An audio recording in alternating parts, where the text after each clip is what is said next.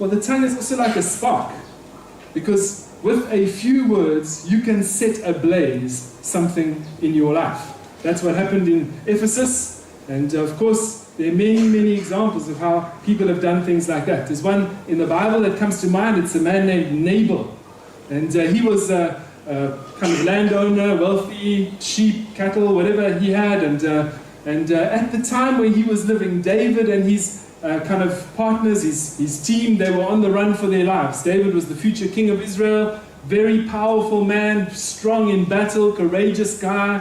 Wherever David and his men went, they would make sure that things were fine. They'd protect the shepherds, no sheep would get stolen, everything was fine wherever David was. And Nabal had benefited from David's men being in his vicinity.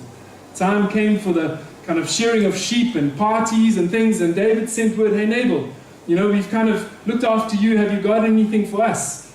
And Nabal said, well, who's David? I mean, these guys all wandering around, all these people wandering around all over the place, who's David and why should I give anything to him? Carried on with his party.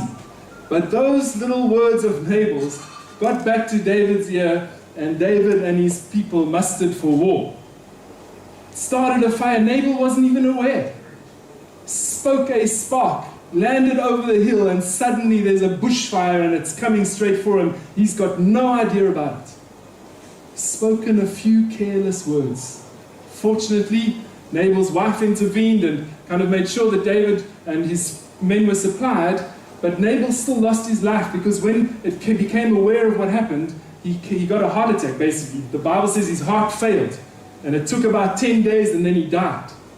And all of that happened because of a few careless words that started a fire in his life.